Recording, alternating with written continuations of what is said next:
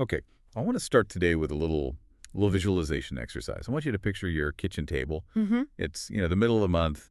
You've got your laptop open, maybe that stack of mail you've been avoiding. We all have that stack. We all have it.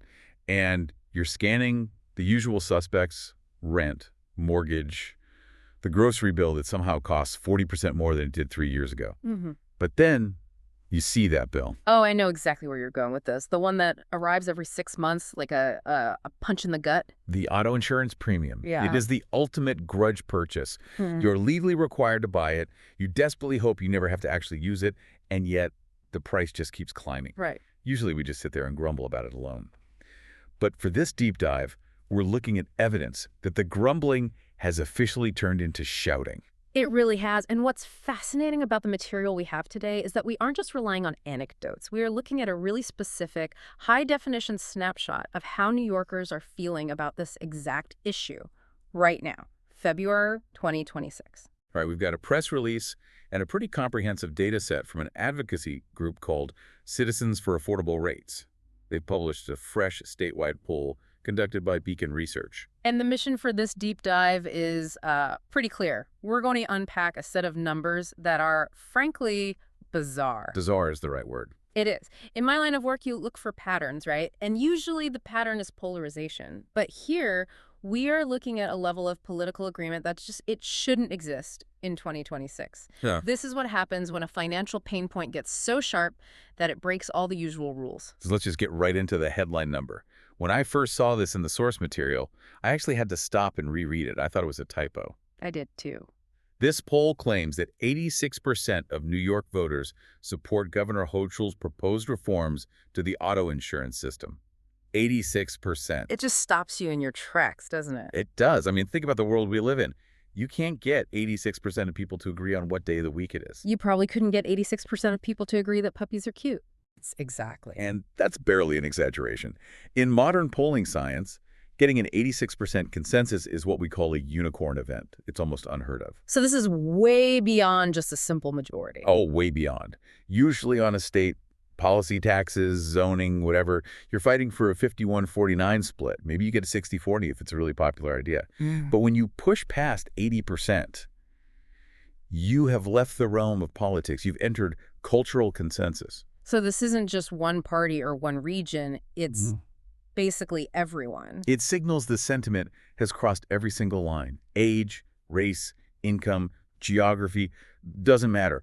Everyone is feeling the exact same pressure. It's what we call issue alignment. The source material actually captures this vibe perfectly. There's a quote in here from James Friedland. He's the spokesperson for Citizens for Affordable Rates.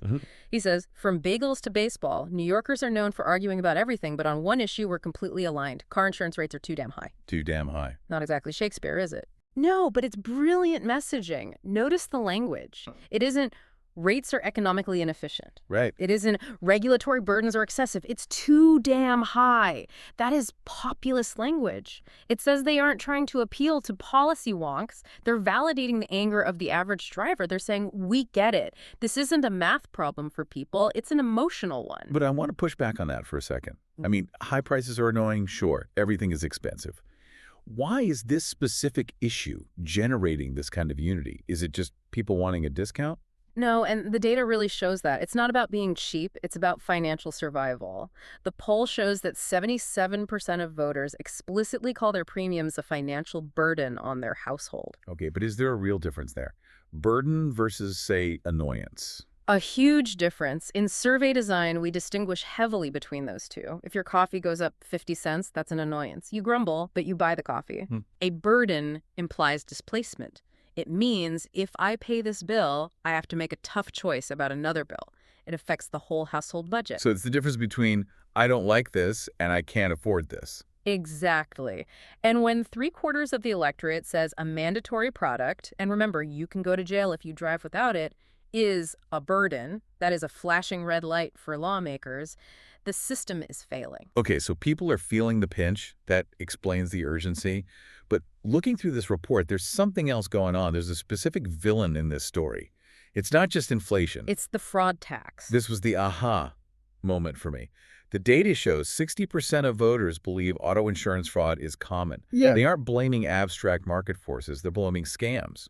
And this is the psychological key to that 86% number. The source specifically mentions things like staged crashes. Okay, let's unpack that because I think a lot of people hear insurance fraud and they think of, someone padding a claim for a dented fender.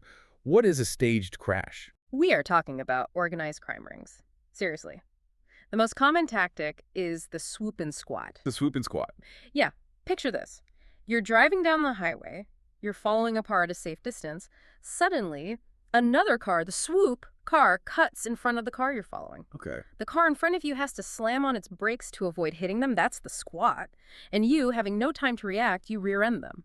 And because you rear-ended them, in most cases, you're automatically at fault. Exactly. But here's the scam. The swoop car just speeds off. They were never hit. But the car you hit, it's full of people. And the second that impact happens, they are all claiming debilitating injuries. Neck pain, back pain, things that are really hard to disprove with an X-ray. And the medical bills start pouring in. Thousands. And they go to specific clinics that are often in on the scam. And because New York is a no-fault state, your insurance company has to pay out those claims very quickly. Up to $50,000 per person. So one fake accident could cost the system a couple $100,000. Easily. And insurance companies aren't charities. They don't just eat that loss. They spread it out across everyone. That's the fraud tax. That's a fraud tax. Every time you pay your premium, a piece of that money is literally subsidizing a criminal enterprise. So when the source says honest drivers are sick of paying a fraud tax, it's not metaphor. Not at all. We are literally paying for someone else's crime. And that creates this sense of profound injustice. If your rate is high because you got 3 speeding tickets, you might be mad, but deep down, you own it. Sure. But if your rate is high because a crime ring is faking accidents in Queens, that makes people furious. It shifts the blame from the economy to the government is failing to stop this. That distinction feels crucial. It changes the whole narrative from I need a discount to I need justice. And justice is a much more powerful motivator than just, thriftiness. That's why you see these numbers. Which brings us to what I think is the most surprising part of the data, the political breakdown. I mean, usually we have to talk about the red team view, the blue team view. But here, the lines have completely dissolved. Yeah, the outline calls it a political anomaly. The source note support for the governor's plan is broad and bipartisan.